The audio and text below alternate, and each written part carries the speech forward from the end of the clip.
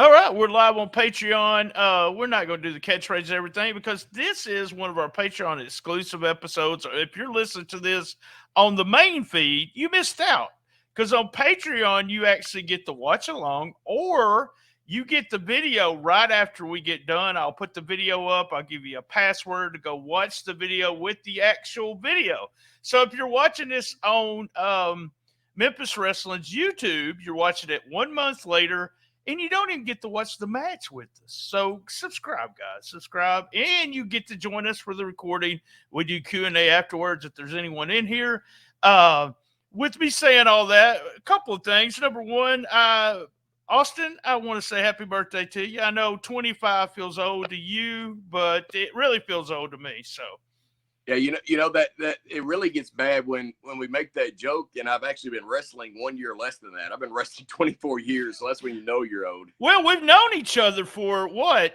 Close to that. So that's one of those things that's really weird to think that we've known each other for over 20 years. So it's we joke about you see me wrestle 3 times, but we just been in and out. And someone mentioned to me, you and Austin have known each other that long? And I said, yeah. And they said, well, we could tell a little bit of chemistry there on the first episode. And I said, it's us just talking. That's the way we talk. We bullshit back and forth, and we're not putting on anything for the podcast. So I want to talk about something before we get started. A couple things. Number one, well, I said happy birthday. Number two, Jordan Grace. Jordan Grace, we'll talk about this on WTF, but I want to talk about it with you because we did Chris Benoit against Kurt Angle last month. So what I want to ask you is, she made the comment that Chris Benoit couldn't keep up with the current rosters with AEW and WWL. Yeah, that's absurd. I mean, it really is. I mean, Chris Benoit and Kurt Angle, they're considered two of the greatest of all time in ring. Nothing about controversy or anything like that. Just in ring work, just those characters in front of the camera are two of the greatest of all times. And I mean, honestly, I would actually think maybe the opposite. I would wonder if some of the guys today, I would worry. I mean, I'm well known for a guy, that didn't blow up, didn't forget spots, that kind of stuff. And I don't know if I would be able to keep up with Chris Benoit and Kurt Angle.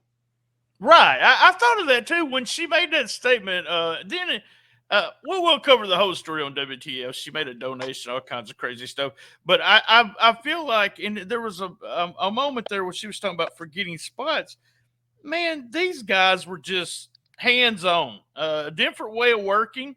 It's not like that as much now as it was. Austin, you did a lot of it. You called some of the stuff backstage, but a lot of stuff is just, I don't know. I call it hands-on. So you just go with the feel of the crowd. You go with the feel of the guy you're working. The guy you're working starts messing up. There's a whole thing.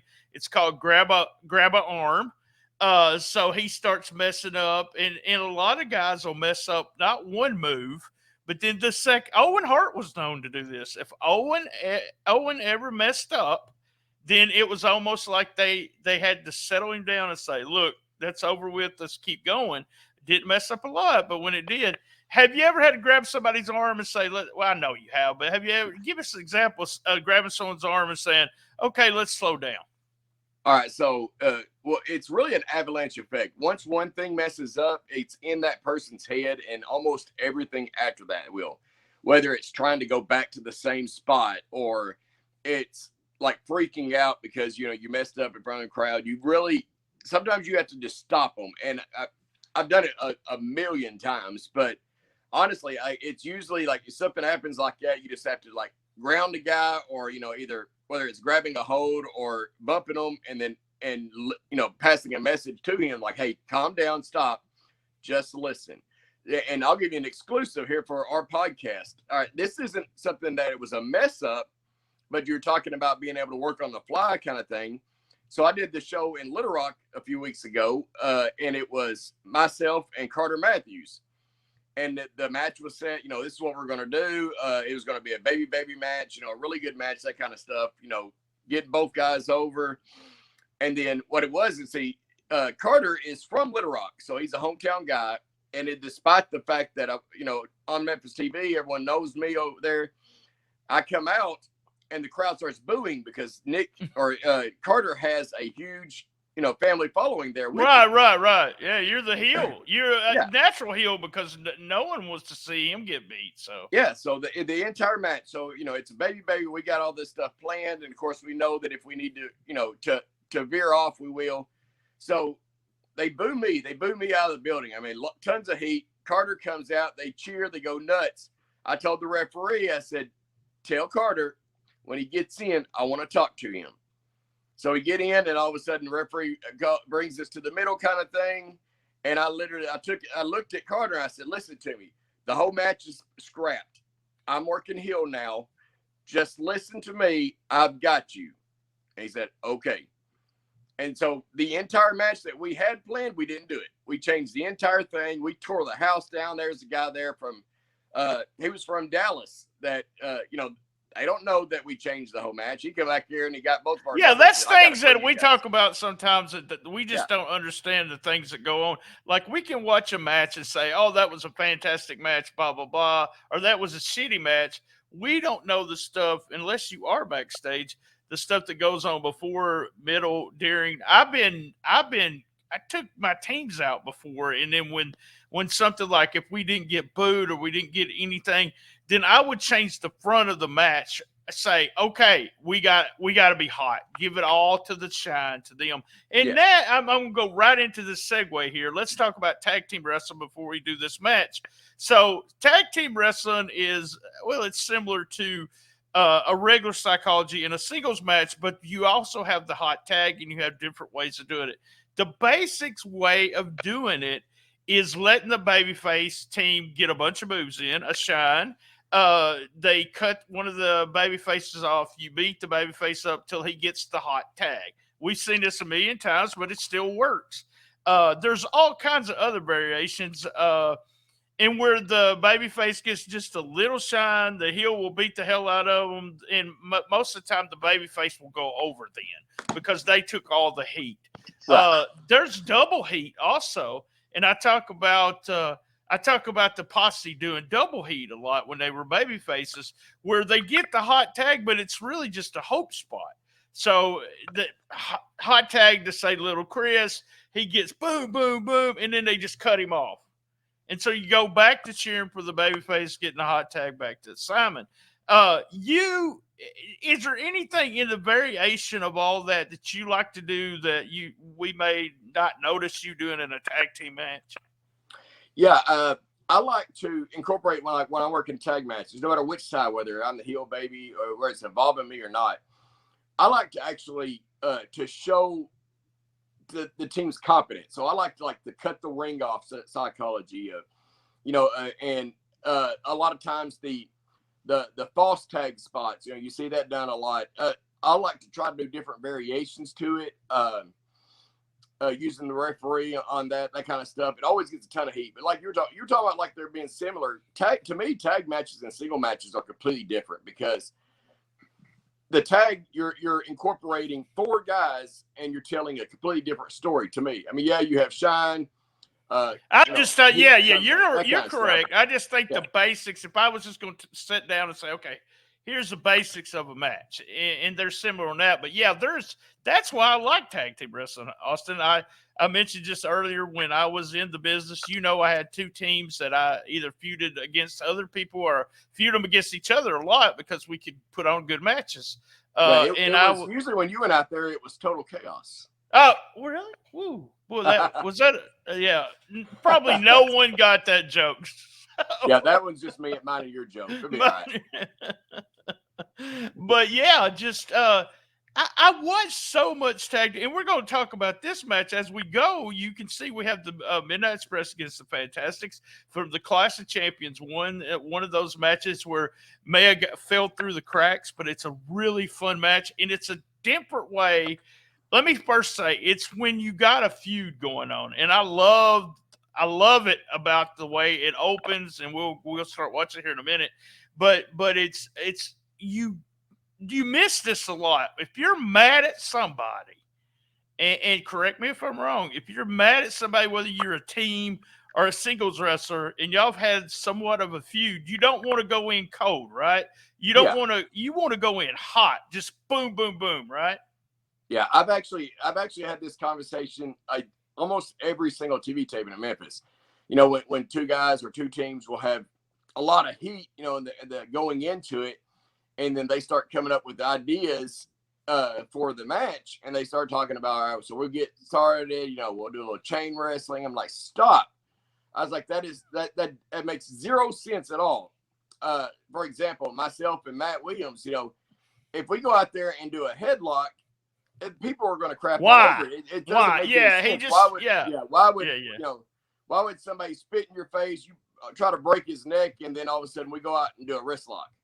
I mean, it makes zero sense at all. Yeah, you got to start with a lot of heat. You know, it really depends on where you're at in that story. I've had that conversations a lot of times, though. Just, hey, stop, guys. Listen, it will make no sense for you to go out there and lock up and grab a headlock. None at all. You said something right there that I want and a lot of the guys in the business are watching this because I talk psychology all the time, and they know you know your psychology and everything, and they're listening to this. What you got to do is sit down first. Austin, best advice ever right here. Sit down before that match and think to yourself, what part of the story are we in? Perfect example would be Brett Michaels, you know, and when him and Mike had those two brawls all over the place. That's where they were at in the story. That's why they were having brawls. It would have been silly for them to come into the match and just, let's do chain wrestling. Before we get to the match, I got one more last question. Tell me about some of the tag teams you have been in, Austin. Okay, I'll tell you like some of the earlier ones, you know, like with Kenny Valiant, a guy that a lot of people wouldn't know. You know, and Gary Diamond, you know, I had tags like that. When I really started getting into, you know, being able to travel more, so like, yeah, you know, I tagged with Excalibur. I tagged with Justin Juice Smart. Myself and Jerry Lynn tagged up countless times. I don't even remember how many times we tagged up.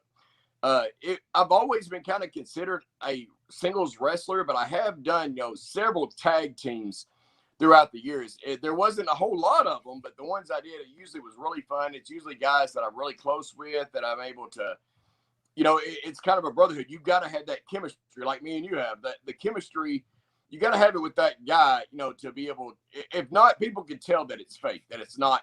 And I don't mean by wrestling being fake. I'm talking about the I understand. Yeah, you know, there was always that Jerry Lawler, Bill Dundee were tag teams, but it was funny because of I'm going to say this because of their charisma.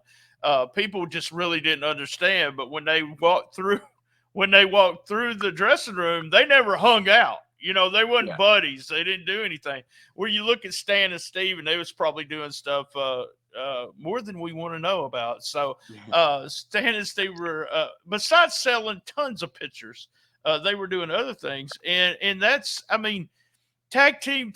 My guys were all really, the guys that I managed, they were all really close. And it came into the sense that they wanted to have good matches. And these two teams we watched, they're all really close backstage. They all know each other. Was friends for years. Cornette was with all of them. So there was a reason for them to have good matches. And that also builds on it. Do you ever just go in and I know you're not selfish at all about what you give the matches, but do you ever go in and start tagging with somebody and then you're going against this team that has no idea what they're doing? What kind of situation, what do you do there? I talked about grab an arm, but what do you do with the team that doesn't even know psychology or is just trying to get all their shit in? That's you got to settle somebody down on that. I'll give you a funny story though. And this one is not about them not knowing. This isn't about the team not knowing how to do, you know, how to work tag team wrestling, but you know, one of them maybe not as great of a worker. I was working a tag match and I was tagging with a guy. I won't bury anybody or anything like that. When you get done, I'm gonna bury somebody. But so go ahead. So I was tagging with the guy, and I was working with Bobby Eaton and Golden Boy Greg Anthony during the Midnight Gold. So we were tagging, and I come in. I started off, and I'm doing stuff with Bobby and Greg both. And the other guy comes in, and he grabs a suplex from the wrong side. He grabs a body slam the wrong side. You know, he's just kind of he doesn't. You can tell that he doesn't know like psychology of tag team wrestling. Right. And I remember talking about grabbing a hold. I remember Bobby Eaton grabbing him and putting himself in a headlock, backing him up to the ropes to get ready like he's going to shoot him off. And I remember looking over at me and says, "Austin, tag and get in here." And when I got in, he said, "Do not tag back out until the finish." Oh, wow. Well, I was, it was me, and it was, God, I think it was Total Chaos. It was either Total Chaos or Riot Squad. We were going against Southern Pride at the time. It was Kilo and Citizen Kane. We got all the heat in the world on Kilo, and I said it was coming. I always called the spots or the hot tag and stuff outside the ring, and I said, "Okay, let's go home." And so they, moved the tag to Citizen Kane. Kane on the hot tag, he just kept going. It just kept going. He was doing like 100 moves. And I was like, shut him down and go to the finish. So they finally grabbed a hold of him and told him to do a sunset flip, and you can pin me like that. So as soon as we went through the dressing room, I opened the dressing room door, and Citizen Kane was like, I went for him. I mean, I went for his neck. I was so mad. Everybody was pulling me back. I was like, you cannot make my guys look like shit like that. You cannot. The hot tags for you to boom, boom, boom, and they were going over. Well, y'all beat us up for 16 minutes. That's what we're supposed to do. That's what heels do. And that's one of the things you said that people don't understand, that the baby face takes a lot of heat, and sometimes they try to get in their shit, and it doesn't matter. You'll get over more by taking heat as a baby face than you will getting in all your shit. I promise you. Tell them, Austin. Tell them they'll get over more getting beat up. Look at Jerry Lawler. Look at Hulk Hogan. How much that they got. So the greatest baby faces in history. I mean, no people talk about, The Rock only had a certain amount of moves. John Cena, the 5 moves of doom, and Hogan, all he had was a hook up, boot, and a leg drop. Yeah, and that's the point of it. It's about telling a story. That story is what gets you over. You didn't go to a Marvel movie and watch just for Iron Man to shoot off his laser. You will go for the story. And like you said, I mean, it's not about getting your stuff in. You'll get more over with that sympathy, the way you're able to tell, the story and selling and getting that sympathy. That sympathy is, I mean, Spider-Man is one of the biggest, movies in the world of all time, because Spider-Man gets his butt kicked majority of the movie. It really is. I mean, he's a baby face. Yes. Yeah, I mean, Spider-Man loses all the way to the end, and that's just the way it is. I mean, that's the way it's going to be, because that's what sells. I mean, that's why it's called selling. That's how you make money. It's how you draw in that emotion. And I think it's so super important, especially in a tag team match, in the sense because you're building for that hot tag. In a singles match, you're building for the comeback. And I tell singles wrestler guys that don't die in the heat. Now, I die a little bit more, I guess, the way in a tag team, it don't bother me as much. Watch Ricky Morton. He'll get a comeback every once in a while, a little hope spot, but nothing major. In a singles match, I don't want you to die completely, because then if you do win, it makes everybody look, kind of phony in my way. Phony's the best word. All right, let's hurry up and let's get started. I said we were going to end this by 11 o'clock. By the way, it's 10 o'clock or 10:19 right now on 7/22/2022. So you guys that are listening to it on the main feed, as we said, you can't watch it on the main feed. You can't even watch it on YouTube without it being blurred out. So to watch along with us, join us, and you'll get it at least a month early. So close to a month every time. All right, we're going to start on the 15 minutes and 34 seconds into Clash of Champions 1. So we'll make 5. sure. Yeah, that's going to be season 1, episode 1. There you go. Season 1, episode 1 of Clash of Champions. Yeah, search Clash of Champions, and it'll be, like you said, season 1, episode 1. All right. Well, and when I get down to 0, it will start. 15 minutes and 34 seconds. If you're watching along with us on the audio, 5, 4, 3, 2, 1. All right, they're just going over the graphics right there. Right. So yeah, Clash of Champions. Man, as a kid, I loved Clash of Champions. You know, it was kind of like a pay-per-view, you know, on free TV, and man, I never missed the Clash of Champions. It was a great idea. It's one of those things where we just you see those guys there. I personally know 4 or 5 of those guys, by the way. They're smart, what they like to call smart marks back in the day. So right. I can't remember, front row is what they called them. In Midnight, they were huge Midnight Express fans. And it kind of went from there, and then the fans saw it there, and they actually got a huge following in Philadelphia too as baby faces. Even though they were heels all the time, they would get the biggest reaction in Philly because of front row fans there. So there's Bobby. This is Bobby and Stan. Look, we got some girls that like them out there. So oh yeah, so what was your favorite version of the Midnight Express? You want to know, this is my favorite version. I like Randy Rhodes. If you want to go all the way back, I like Randy Rhodes a lot. And I like Dennis Condrey. And don't get me wrong, I actually like Dennis Condrey and Phil Hickerson as a team, if you want to go old school. But this is my favorite team because it was my favorite. Bobby Eaton was my favorite Midnight Express. Oh, here we go. This is what I'm talking about right here. Yeah, so, you know, this right here is just like you said, like we were talking about. Don't grab a headlock. And so like they did an angle on Saturday on TV, on TBS. They did an angle on TBS. Now they're pissed. So this is a nonstop right here outside the ring. They're not going to, like you said, they're not grabbing a hold, as you can see. Yeah, and it's one of those where, okay, so, you know, they didn't have a lot of time on the show as far as having to, you know, they're only given like 8 minutes or 10 minutes or something like that. And, you know, you got to start it out really hot and heavy. So right off the bat, heels, you know, attack. Don't let them get their feet under them or anything like that. But right off the bat, you know, let the baby faces get on top so you can get some shine in. And the funny thing is, we're talking about shine, even though they're outside the ring and fighting all over the place. This is all babyface shine, every bit of it. It's a brawl where they're getting, see, they just sent them in, both guys in to take back drops.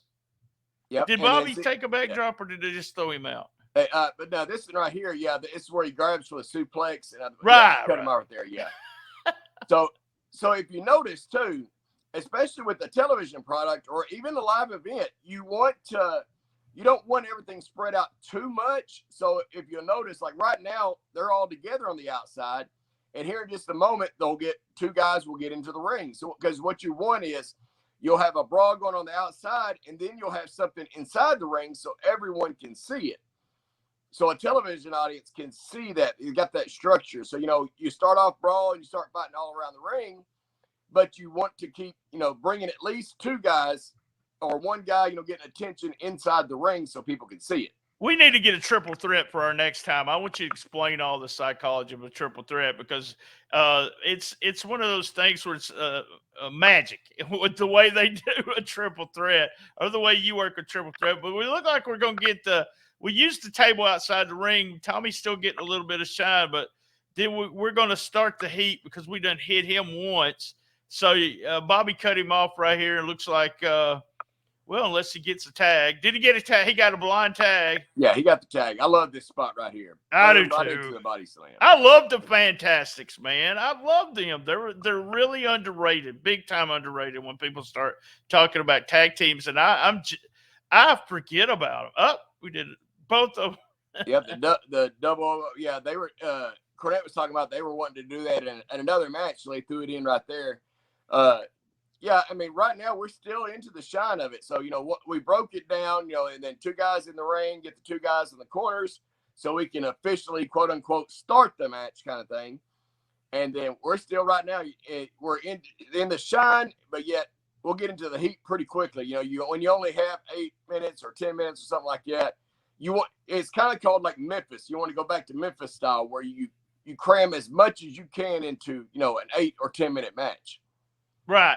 Yeah. And knowing Bobby and knowing Corny, I don't know Bobby and Tommy are staying. Oh, I love that movie. There's the heat. There's the start of the heat. Is that they want to have a good match. They want to go out and just show out. One of those things where we're doing it for the boys and also doing it for the fans kind of thing. Yeah. And Bobby is one of those guys that, he loved performing. Like you could really tell when he's out there that he was enjoying and having fun. And it shows in his work too. Bobby, to me, is one of the greatest of all time. He to me is the greatest him and Ricky Morton, probably the greatest tag team wrestlers of all time. Yeah, I agree. I agree with those two guys right there. I remember talking to Ricky Morton about that. Who was the best guys he's ever been in the ring with? And I was actually asking about Ric Flair, and he's like, Bobby Eaton. He actually put over Bobby Eaton and Ken Wayne, and I thought somebody was I thought somebody was ribbing me because I'm a huge Nightmares fan. So he put those two guys. Ricky Morton did. Yeah, and then there you go into it's like Jim Cornette holding up the table and just running him into it. All right, so I want to pick apart something that just happened a few minutes ago, and as great as Bobby is, I'll pick apart because it's also a learning thing, the podcast. So when you have the baby face down, if the baby face is not moving and both shoulders are on the mat, go for a pin. I tell people all the time. Terry Taylor once, I was actually the one laying down at the time at TNA, was telling a guy, like, anytime, do not pick a guy up. If his shoulders are on the mat, go for a pin. And then, if he's moving, pick him up. But if his shoulders are on the mat, make sure to go for a pin. The whole purpose is to go for a pin. Yes, I agree. Right there. Yeah.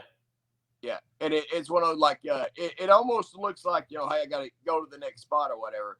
And I'll give a little bit of beautiful elbow drop right there, but I'll give a little bit of, it may be, the fact that they had 8-10 minutes and you want to make sure to get to where you need to get to for the story. So why picking up this right here, that's fine. The baby face is moving and Stan picks him up. But yeah, when Bobby came in at first, you can go back, you look at it, if you're watching on Patreon, you can go back and look at it after it's over with. But yeah, the guy was laying there, shoulders on the mat, and Bobby picks him straight up. Yeah, he probably had in his mind, we got to get this shit in. We got 10 minutes. So they're constantly tagging in and out. I didn't mention the knockout spot at the end, or double down, as I like to call it. Double down, it will be, I can't remember it's in this match, but most tag team matches have a double down, and that's when you can go for the hot tag. A lot of young guys miss what a hot tag is. Just walking over and tagging the guy right in the middle of the match, he'll do it, and there's not a hot tag. It has to be some excitement to it. It has to be either you're crawling through the guy's legs, you got the double down, you roll over. There's got to be something to it where you're diving for the tag, especially if you took heat for a long time. Am I correct on that? Yeah, you're absolutely correct. My favorite is the double down, double knockout, double noggin knocker, however. There's different phrases for it, but with both guys down, and I like to do it, a false hot tag is, do a double noggin knocker or whatever. And, usually the thing is, we got a pin right here. And then, so Bobby Fulton's the one actually distracting the ref on mistake. So. Yeah, and he distracts the ref, and then that way you can count to 1, 2, 3, 4. Heel comes in, cuts him back off. It's kind of like that. It's a false hope spot, is what it is. But what I like to do on like the hot tag kind of thing is, go noggin knocker, and then the heel gets tagged in, and right before the babyface gets the hot tag, is knock him off the apron or cut the babyface back off. I like to do that like once or twice. And then actually that way the hot tag means so much more. Building Yeah, for the hot the tag. hot tag. Yes, There's yeah. several You do versions the of it. false tag, or you do it behind the referee's back, and Yeah. then when it does, you get a pop from the hot tag. That is your goal. Okay, Yeah. your goal is a pop from the hot tag. So if you're not getting a pop and you're not hearing a pop, you're doing it wrong. So remember that. That's something to remember.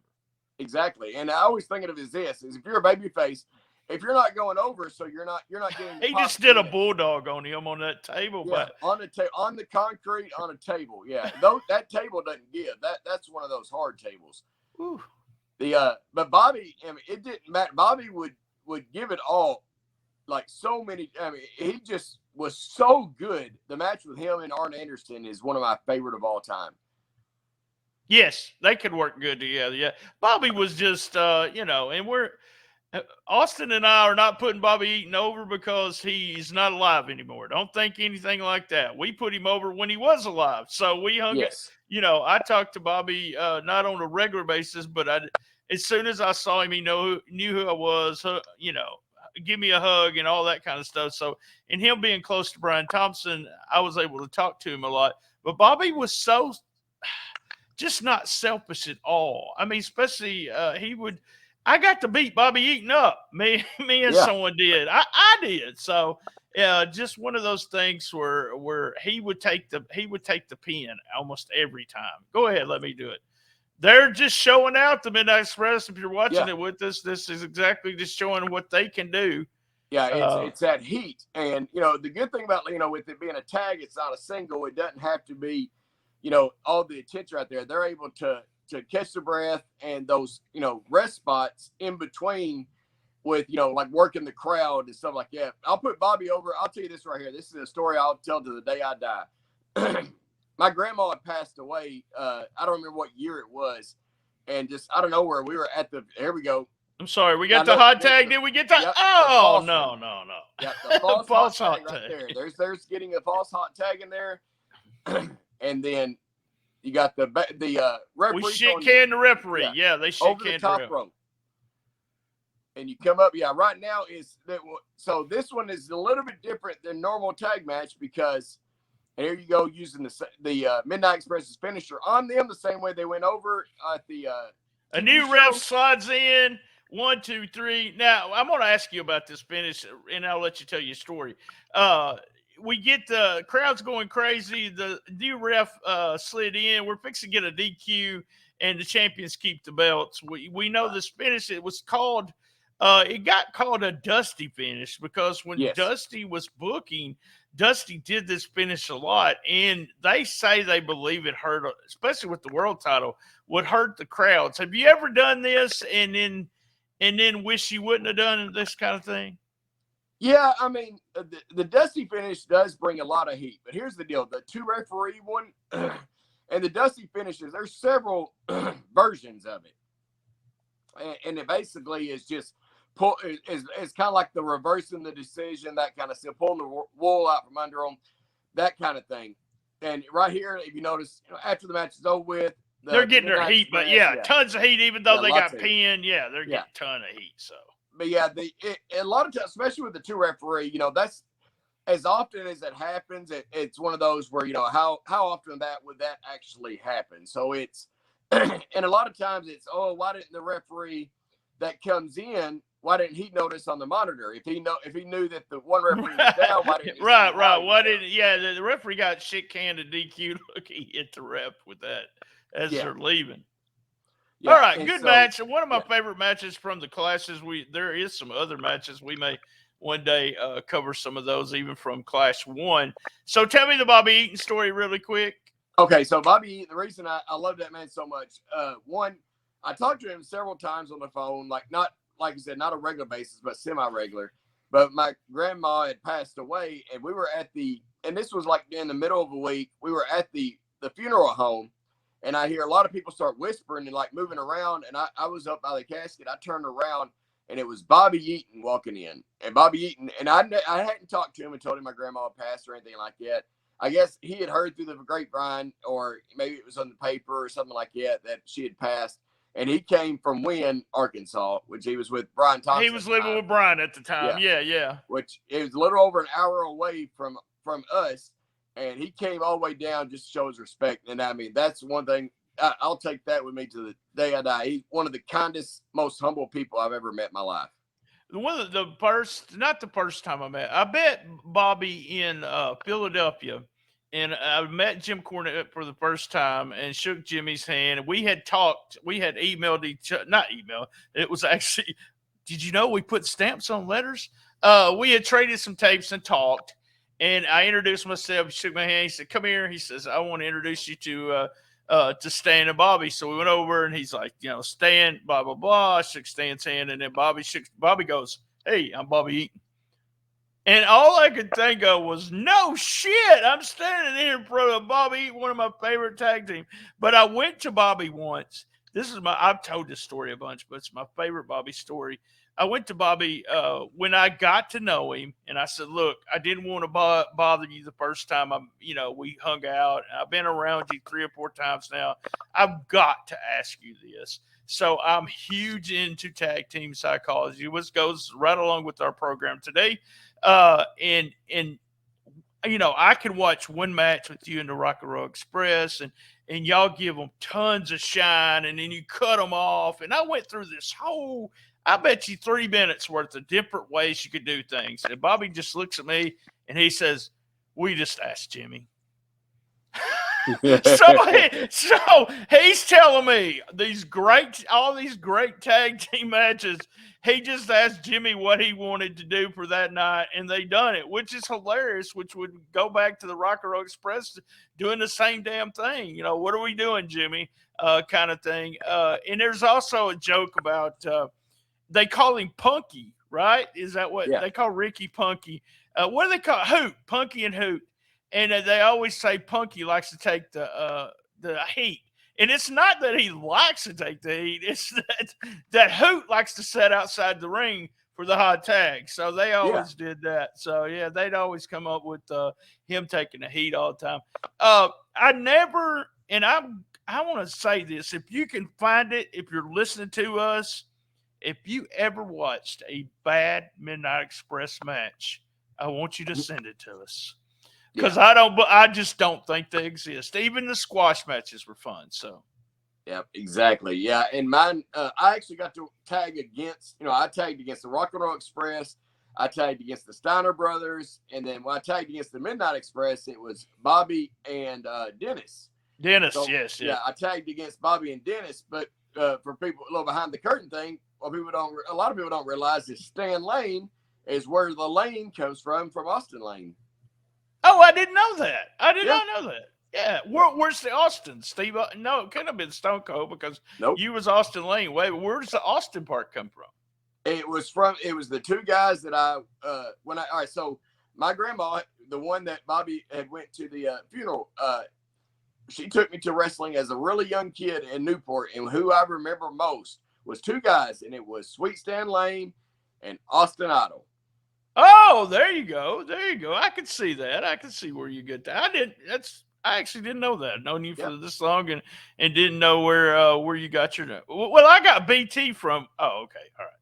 That's initials. So, all right, man. Thanks a lot to the Patreons. Tell your friends. We have a really good time on this show, and we have really weird times we record. Try to join us. If not, watch it there. There's a password. You'll be able to watch it on Patreon.